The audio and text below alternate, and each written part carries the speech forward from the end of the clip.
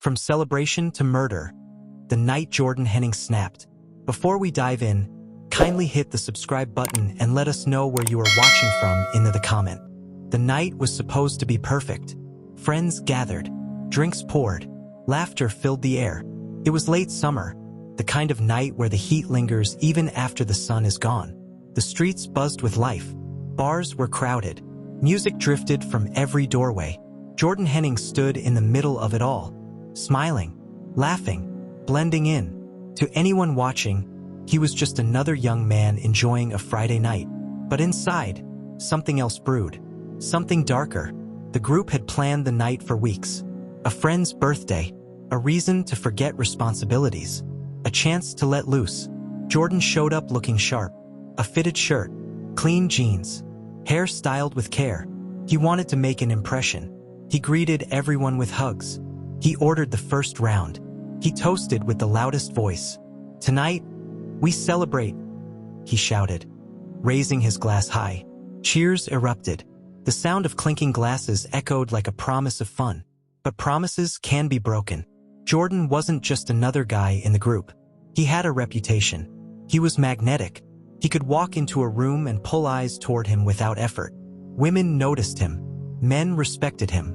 He had that dangerous mix of confidence and charm. But that charm came with edges. Sharp ones. Some saw him as bold. Others whispered that he was unpredictable. Too intense. Too quick to anger. Still, on this night, no one expected trouble. Not yet. By the second bar, the energy was higher. Music thumped so loud that conversation turned into shouts. Jordan loved it.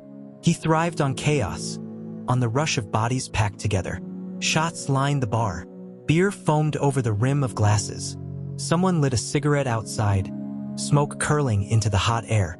Jordan drank fast, faster than most. His smile grew wider, but his eyes shifted. Flickers of something restless. He wasn't just drinking for fun. He was drowning something deeper. Anger, fear, resentment. One friend leaned over to another. "He's already had too much." Another shook his head. "He's fine. He can handle it." They didn't push. They never pushed. Jordan wasn't the type of man you challenged. Not in public. Not when he had that look.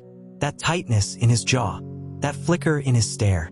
A storm building beneath the surface. The birthday group moved from bar to bar. Each stop louder, rowdier, more reckless. Jordan danced with strangers. He threw his arm around friends.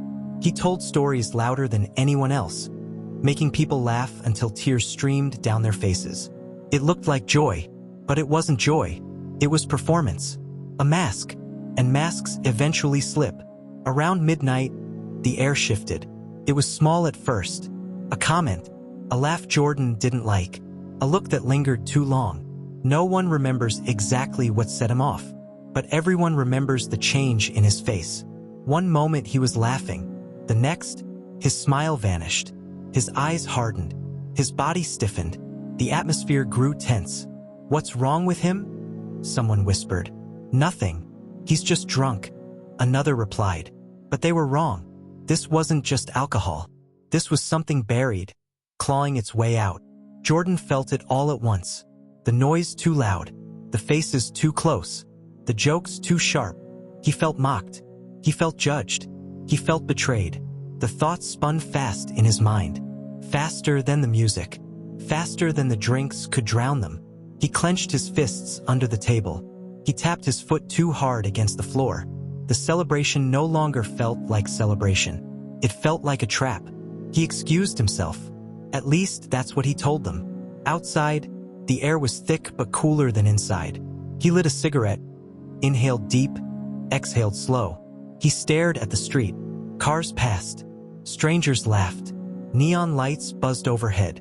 But he didn't see any of it. His mind replayed words. Laughter. Glances. He felt heat rising in his chest. He whispered to himself. Short words. Broken sentences. "They don't respect me. Not one of them. They'll see. They'll see soon." When Jordan walked back inside, his smile was gone. His steps were heavy. His stare was sharp. Friends noticed immediately. "You good, man?" one asked. "Fine," Jordan muttered. But he wasn't fine. He was boiling, and no one knew what was about to spill over. The celebration continued. Music still blasted. Drinks still flowed. Laughter still echoed. But Jordan wasn't part of it anymore. He sat back, silent, watching, studying. His eyes followed one person in particular. A friend, a rival, someone too close to the people Jordan wanted to impress. Jealousy burned. He imagined betrayal in every word. He imagined mockery in every laugh. And with each passing minute, his thoughts grew darker. Jordan Henning had always lived with shadows. Friends didn't know the half of it. The anger, the insecurity, the violent thoughts he buried beneath charm. But shadows can't stay buried forever, especially not when fueled by alcohol, especially not when jealousy is added to the fire. This was no longer just a party. This was the prelude to disaster. By 1 a.m., the group was restless. Some wanted food. Some wanted to keep drinking. Jordan wanted none of it. He wanted silence. He wanted control. He wanted respect. And when he didn't get it, something inside him snapped. A decision formed in his mind. A decision that would change everything. No one knew the danger they were in. No one saw the rage behind his stare. They thought it was just another night, another round, another laugh. But Jordan's world had shifted. He wasn't celebrating anymore. He was calculating. Every smile he gave was fake. Every nod was a mask. He was waiting for the moment, waiting for the chance. And when it came, he would not hold back. The birthday celebration would never be remembered for the cake. It would never be remembered for the toasts, or the songs, or the laughter. It would be remembered for the moment Jordan Henning lost control. The moment celebration turned to horror. The night joy turned to blood. The night Jordan snapped. The clock passed 1:30 a.m. The city didn't sleep. Music throbbed from bar windows. Sirens wailed faintly in the distance. People spilled onto sidewalks, laughing, stumbling, shouting. But inside the bar, Jordan Henning sat still. Too still. His body looked relaxed, but his jaw clenched. His fists tapped against the table. His eyes, cold and fixed, told the truth. He wasn't calm. He was cracking. While the group carried on, Jordan grew quieter. He scanned faces. He studied voices. Every laugh felt pointed. Every smile felt mocking.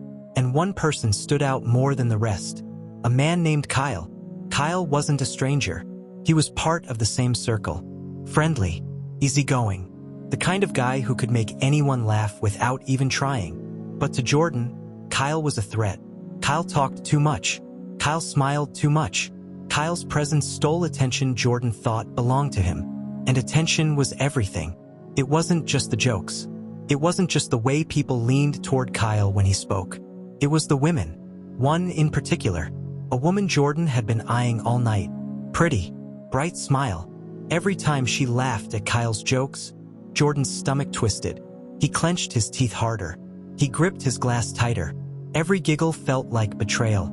Every glance felt like an insult. Jordan whispered to himself. Quiet. Sharp. They think he's better than me. They'll see. They'll all see. By 2 a.m., Jordan had lost count of his drinks. Whiskey, tequila, beer. They blurred together. But instead of calming him, the alcohol poured gasoline on the fire inside. He laughed when no one else laughed. He slammed his glass too hard against the table. He leaned too close to Kyle when speaking, his voice low, edged with venom. At first, Kyle brushed it off. He thought Jordan was just drunk, maybe a little jealous. But soon, even Kyle noticed. Hey man, chill, he said lightly, raising his hands in peace. Jordan smirked, but it wasn't a friendly smirk. It was a warning. The group decided to leave the bar and head toward a late-night diner. Outside, the air was cooler, heavy with humidity.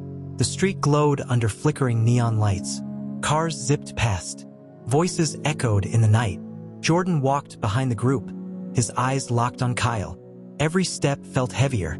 Every second built more pressure. Finally, it snapped. You think you're funny, don't you? Jordan's voice cut through the noise. The group froze. Kyle turned, confused. What are you talking about, man? Jordan stepped closer. His fists balled. His chest rose and fell with rage. You think you're better than me. You think you can laugh at me. No one's laughing at you, Kyle said, trying to defuse it. We're just having a good time. But Jordan wasn't listening. His mind had already chosen a different path. It started with a shove. Quick, hard, unexpected. Kyle stumbled backward, nearly tripping over the curb. The group gasped. Someone shouted, "Jordan, stop!" But Jordan didn't stop. He lunged again, shoving harder, his face twisted with fury. Kyle held his hands up. "I don't want to fight you, man." But that only made Jordan angrier. To Jordan, surrender looked like mockery. It looked like weakness. It looked like someone pretending to be above him. And he hated it.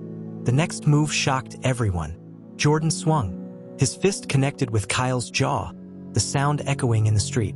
Kyle's head snapped back. His body staggered, hitting the wall behind him. The group erupted in screams. "Stop! Jordan, what are you doing?" Someone call 911. But Jordan didn't hear them. His vision tunneled. His ears rang. His entire focus locked on Kyle. One punch wasn't enough. It would never be enough. Jordan attacked like an animal. Punch after punch. Blow after blow. His fists flew with fury, striking Kyle's face, chest, ribs. Blood spilled. Kyle collapsed to the ground, but Jordan didn't stop. He kicked. He stomped. He unleashed years of hidden rage in seconds. Every strike felt like power. Every scream from his friends felt like victory. In his mind, he wasn't just hitting Kyle. He was hitting every person who ever laughed at him. Every person who ever ignored him. Every person who ever made him feel small. The group tried to intervene. One friend grabbed Jordan's arm. Jordan shoved him off with violent force. Another stepped forward, screaming at him to stop. But fear froze them all. No one wanted to take the full weight of his rage. No one wanted to be the next target. So they shouted. They begged. But they didn't act. And Jordan kept going. Finally, after what felt like forever, Jordan stopped. His chest heaved. His fists dripped with blood. His face twisted in something between triumph and madness. Kyle lay motionless, his face swollen. Blood pooled beneath him. The laughter of the night was gone. The celebration had turned to horror. The only sounds now were the sobs of friends and the faint hum of the city beyond their nightmare. For a moment, Jordan just stared at what he had done. His eyes were wide. His lips trembled. His mind caught between reality and denial. Then he whispered, almost to himself, "He deserved it." The words sent a chill through everyone present. Because deep down, they knew the truth. Jordan believed it. Someone finally pulled out their phone. "I'm calling 911. Another tried to check Kyle's pulse, their hands shaking. The group was in chaos. Some screamed. Some cried. Some stood frozen, unable to process the violence they had just witnessed. But Jordan didn't panic. Not yet. Instead, he stood tall, breathing heavy, chest rising and falling like a predator after the kill. He looked at his bloodied hands. And he smiled. When the sound of sirens grew closer, Jordan finally moved. He backed away from the group, step by step. Then he turned and ran. The city swallowed him in seconds. The celebration was over. The night had changed forever. Kyle lay in the street, fighting for life. His friends screamed for help. The wail of approaching sirens grew louder. But no one could erase what had happened. No one could forget the image of Jordan Henning, the man who walked into the night smiling, after unleashing pure horror. By morning, news of the attack spread. Social media lit up. Photos from the night surfaced. Stories spread like wildfire. Did you hear what Jordan did? They said he nearly killed him. Can you believe it? The city buzzed with fear. Because Jordan wasn't just anyone. He was one of them. A friend. A neighbor. A face they knew. And now, he was a monster. Police wasted no time. Witnesses gave statements. Descriptions of Jordan were broadcast. Patrol cars scoured the streets. But Jordan was nowhere to be found. He had vanished into the night, and no one knew when, or if, he would resurface. For the group of friends, life would never be the same. They had walked into the night expecting celebration. They had expected laughter, joy, memories. Instead, they carried trauma, images they could never erase. The sound of fists striking flesh, the sight of blood pooling on the street, the knowledge that the man they trusted was capable of such horror. It didn't happen slowly. It didn't happen over weeks. It happened in seconds. One moment Jordan Henning was a friend, a charmer, a man with a drink in his hand and a smile on his face. The next, he was something else, a killer in the making, a man who snapped, and the world would never look at him the same again. For more chilling true crime stories, don't forget to like, comment, and subscribe to the channel. The city woke up to panic. Phones buzzed. News alerts flashed. Photos spread across social media. Jordan Henning's name was everywhere. The first 911 call had come at 2:13 a.m. The operator's voice was steady, but the caller's wasn't. "He's bleeding. Please hurry. He's not moving. My friend is... Oh my God. My friend is dying." The dispatcher asked questions. The caller stammered. Who attacked him? There was a pause. Then came the name. Jordan. Jordan Henning. He snapped. He wouldn't stop. "Please hurry." Paramedics arrived within minutes. The scene was chaos. Kyle lay on the pavement, blood matting his hair. His chest rose and fell weakly. His pulse was faint. Friends huddled around, some crying, some shouting, some frozen in shock. Police cars pulled up. Blue and red lights washed over the street. Officers rushed in, separating witnesses, forcing order into the madness. But Jordan was gone. No one had seen where he went. Inside the ambulance, Kyle's life hung by a thread. The paramedics worked fast. Oxygen mask. For line. Pressure on wounds. His jaw was fractured. His ribs cracked. Blood pooled internally. Every breath was a struggle. One medic whispered, "If we don't get him there in time, he won't make it." The siren wailed. The city blurred past. The race for Kyle's life had begun. At the same time, officers began their hunt. Witness statements were collected. He just snapped. He wouldn't stop. He looked different, like he wasn't even Jordan anymore. The stories all matched. Jordan had turned into someone else. Dangerous. Unstoppable. The watch commander gave the order. City-wide alert. Suspect violent. Suspect dangerous. Bring him in. But finding Jordan wasn't easy. Cameras caught him leaving the area, disappearing into the shadows of backstreets. No car. No phone ping. He had vanished into the city like smoke. And that made him more dangerous. Because a man like Jordan, filled with rage and running wild, could strike again. By morning, the headlines screamed, "Night of horror. Man snaps after celebration. Jordan Henning wanted in brutal beating. Victim critical. Suspect on the run." Photos of Jordan filled screens. Smiling at a barbecue. Laughing with friends.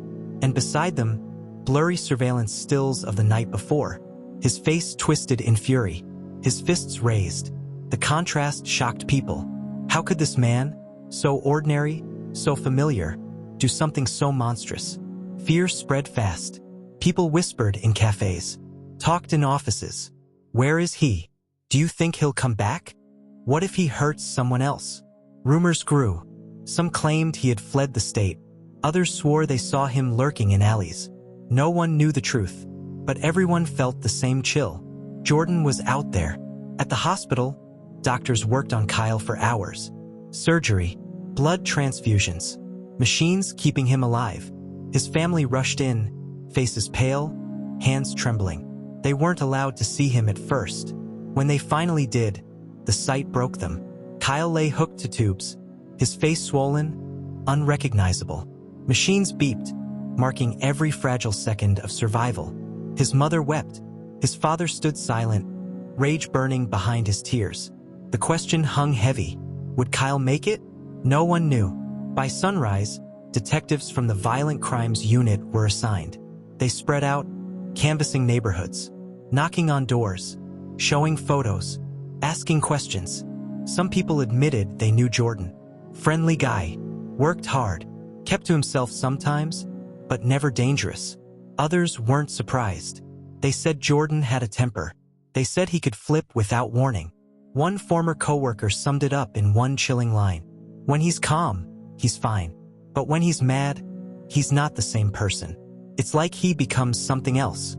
By mid-morning, roadblocks were set up, highways watched, bus stations monitored, airports alerted, Jordan's photo plastered on screens across the state. Wanted. Considered dangerous. Do not approach. Call 911 immediately. Every officer in the city carried his face in their pocket. But still nothing. No sightings. No trace. It was as if the earth had swallowed him whole. What no one knew was that Jordan wasn't far. He was watching. He drifted through alleys, hidden shadows, stayed off main streets. His face covered by a hoodie, his hands stuffed in his pockets, hiding the blood that had dried on his skin. His thoughts twisted between pride and paranoia. They deserved it. Then, they'll come for me. They'll all come for me. Then back again. No, I'm stronger. No one can stop me. Not now. His mind wasn't steady. It was a storm, and storms destroy everything in their path. Meanwhile, Jordan's family woke to the nightmare. Police knocking at their door, reporters calling their phones, cameras outside their house. His mother cried. She refused to believe it. My son isn't a monster. He wouldn't do this. But deep down, even she wasn't sure anymore. His father sat silent, staring at the floor, replaying every moment he missed, every sign he ignored. And his sister? She hid, too afraid to face the questions, too ashamed to speak his name. The Henning family was broken overnight. Jordan's friends struggled too. They replayed the scene in their minds. The fists, the blood, and their own inaction. Why didn't we stop him? Why didn't we pull him off sooner? What if Kyle dies because we froze? The guilt ate at them. They had gone out for fun. Now they carried scars that would never heal. At noon, the police chief faced cameras. The room buzzed with reporters. Flashes lit the air. Microphones pointed forward. The chief's words were sharp. This was a brutal, unprovoked attack. The suspect is considered extremely dangerous. We urge the public to remain vigilant. Do not approach him. Call us immediately if you see him. A reporter shouted, "Do you think he'll kill again?" The chief paused. His jaw tightened. We're treating him as if he could. The room fell silent. By afternoon, the story exploded online. Videos from the night surfaced. Grainy cell phone clips of Jordan's fists slamming down. Screams echoing in the background. The internet devoured them. Some called for justice. Some defended Jordan, blaming alcohol, stress, mental health. Others painted him as pure evil. But one thing was clear. Everyone was watching, and everyone wanted answers. Late that evening, Kyle's family spoke to reporters outside the hospital. His mother's voice cracked with grief. My son is fighting for his life. We just want him to come home. Please, if you know where Jordan is, turn him in. Don't let another family go through this. Her plea hit the city hard, because now it wasn't just about Jordan. It was about a victim, a young man clinging to life, and the predator still walking free. By the second night, tips flooded police lines. Some false, some useless, but one stood out. A man reported seeing someone matching Jordan's description buying food at a gas station late at night. Hoodie pulled tight, face hidden. By the time police arrived, he was gone. But it proved one thing. Jordan was still in the city, and he was still moving. Detectives debated what Jordan might do next. Would he run farther? Would he turn himself in? Or would he attack again? One detective said it out loud, the fear no one wanted to voice. He's not thinking rationally. If he feels cornered, he could kill someone else. We need to get him before that happens. The city was on edge. Everyone had seen his face. Everyone knew his name. But Jordan Henning was still out there. And every hour he stayed free, the danger grew. Jordan wasn't far. He drifted through the city like a ghost. An alley here, a park bench there, sleeping only in short bursts, always with one eye open. He scavenged food, stole drinks from gas stations, blended with the homeless. No phone, no credit card, no trail. He was a fugitive now, and he knew it. Detectives worked around the clock. Walls filled with maps, pins, and photos. Every tip marked, every lead chased. Teams staked out his old haunts, his workplace, gyms, bars. Nothing, It was like he had melted into the cracks of the city. But the chief wouldn't accept failure. "We keep squeezing," he ordered. "He'll slip up. They always do." At the hospital, Kyle clung to life. His body broken, his breathing shallow. Doctors called it critical but stable. But that meant little. One infection, one clot, one wrong turn, and he'd be gone. His family prayed, his friends wept, and the city whispered the question no one wanted to say out loud. Would Kyle survive long enough to see justice? Reporters camped outside the hospital. Cameras swarmed police briefings. Every news anchor repeated the same phrase: dangerous fugitive, do not approach. Talk shows debated his motives. Was it jealousy? Alcohol? Mental illness? No one knew for sure, but speculation only fueled the fire. Jordan Henning had become a household name. Jordan's thoughts spiraled. One moment he felt unstoppable. "They can't catch me. I'm too smart, too fast." The next, paranoia choked him. "They're everywhere, watching, hunting." He replayed the fight in his head, over and over. The rage, the screams, the blood, and he couldn't decide if he regretted it or if it had made him feel alive. The Hennings were collapsing under the weight of shame. Reporters outside their home, neighbors whispering, friends turning cold. His mother sobbed daily. "If you're out there, Jordan, please turn yourself in. Please." His father grew bitter. "He's a coward, hiding like a rat. He should face what he did." The family was torn apart, and the longer Jordan stayed hidden, the deeper the wounds grew. On the third night, police got a hit. A gas station clerk called in. He was here. Hoodie, beard starting to grow in. Bought water. Didn't say a word. Cameras confirmed it. It was Jordan. Patrol cars swarmed the area. Dogs brought in. Streets blocked off. For a moment, it looked like the chase was over. But Jordan had vanished again. Like smoke, people began to talk. A man swore he saw Jordan duck into an alley near downtown. A woman said she saw him on the bus, staring blankly out the window. Another claimed he was sleeping under a bridge. Every sighting was the same. A shadow, a ghost, gone by the time officers arrived. It frustrated detectives, but it terrified the city, because it meant Jordan was close. Too close. Bars shut earlier. Joggers changed routes. Parents clutched their kids tighter. The city wasn't the same anymore. All because one man had lost control. Some nights, hiding in the dark, Jordan broke down. Tears streaked his face. His hands shook. I didn't mean to go that far." But then another voice in his head snapped back. "Yes, you did. You wanted to. And you liked it." The war inside him raged on. One side pleading for forgiveness, the other feeding on power, and no one knew which side would win. Then came the call that shook detectives. A man reported being attacked in a parking lot, beaten bloody by someone who matched Jordan's description. Panic surged. Had he struck again? Detectives rushed. Witnesses questioned. But the victim later admitted it wasn't Jordan. Just another drunk fight. Still, the fear spread. If Jordan was desperate enough, if he felt cornered, another attack wasn't just possible. It was inevitable. Detectives studied his patterns. Jordan wasn't using cars. He wasn't leaving the city. He was circling, staying close, and that gave them an idea. They'd stop looking everywhere, and instead, close in on the small area he kept returning to. It was a trap, and they hoped Jordan would walk right into it. On live TV, Kyle's mother begged once more, her voice shaking, tears streaming. "Jordan, please, stop running. My son is suffering. Don't make this worse. Please." The plea played on every channel, and Jordan saw it. He sat in the shadows of an abandoned building, watching on a stolen phone. For the first time, he felt something crack inside. Guilt, fear, but not enough to surrender. Not yet. By the fifth night, police got the break they needed. A camera near a laundromat caught him, walking fast, hoodie up, eyes darting. Officers raced to the area. Dogs sniffed. Helicopters hovered. And for the first time since the attack, they were close.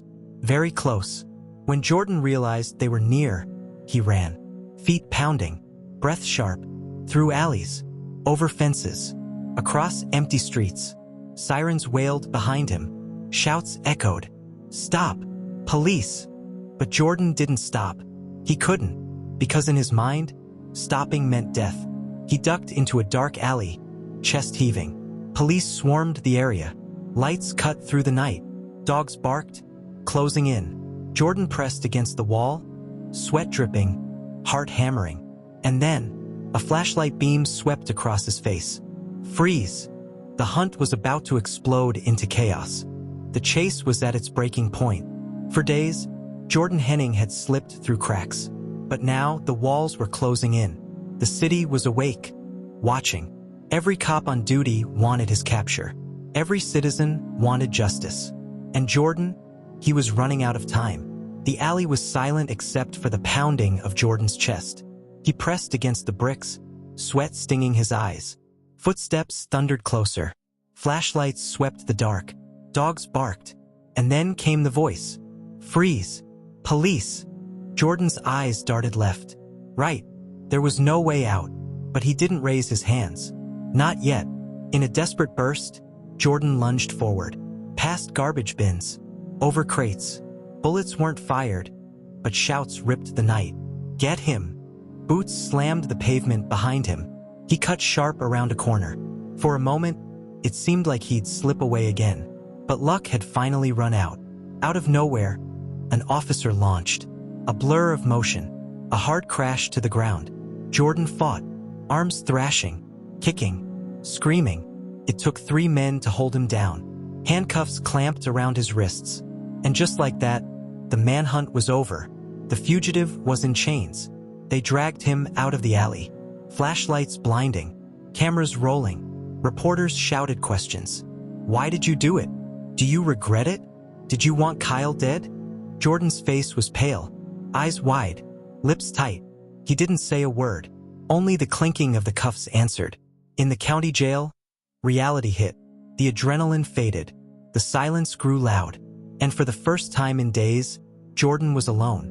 The walls pressed in. The weight of his choices crushed down. His hands trembled as he sat on the cold steel bench. And the whispers in his head returned. "You're finished. It's over." At the hospital, news broke. Kyle was alive. Barely. Surgeons had worked for hours, piecing him back together. But his body was scarred. His life forever changed. The attack had stolen his strength. The damage permanent. When he awoke, his first words were simple. Why? No one had an answer. Weeks later, the trial began. Every seat filled. Families on both sides trembling with emotion. Reporters packing the aisles. Jordan walked in wearing an orange jumpsuit. Shackles rattled as he sat. The jury stared, and the silence in the courtroom was heavy. They painted him as a monster. Ladies and gentlemen, this was not an accident. This was rage. This was violence. This was attempted murder. Photos of Kyle's injuries flashed on the screen. Gasps filled the room. The prosecutor's voice grew sharp. He wanted to hurt him. And he did. He wanted power. And he took it. This man is dangerous. And he must be held accountable. Jordan's lawyers fought back. They spoke of alcohol, of stress, of a man snapping in a moment of weakness. This was not planned, they argued. This was a tragic mistake, a crime of passion, not premeditation. But their words felt weak. Because the truth was clear, Jordan hadn't just thrown a punch. He had tried to destroy another man. The jury deliberated for hours. The city held its breath. And when the foreman stood, the words echoed like a hammer. Guilty. Jordan Henning was convicted. The courtroom erupted, half in tears, half in relief. Kyle's family clutched each other. Jordan's mother collapsed in sobs. And Jordan himself just stared, expressionless, as if his soul had already left. The judge's voice was cold. You showed no mercy that night. You turned a celebration into horror. You have scarred a man for life. And now you must pay the price. The gavel came down. 30 years. Gasps spread across the courtroom. Jordan's fate was sealed. Inside prison, Jordan became just another number. A routine. A cage. Gone were the nights of parties. Gone were the friends. Only steel bars. Only silence. And the endless weight of regret. Kyle's road was different, but no less painful. Months of recovery, therapy, learning to walk again. Every step a reminder of the night that nearly killed him, but he refused to give in.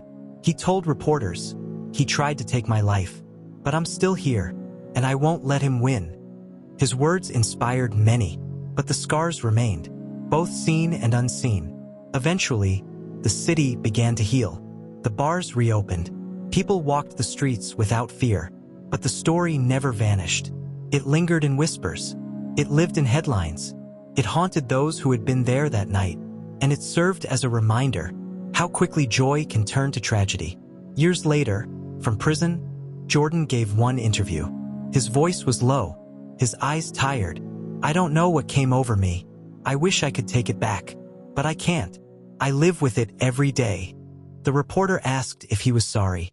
Jordan nodded, but whether it was true remorse or just words, no one could say.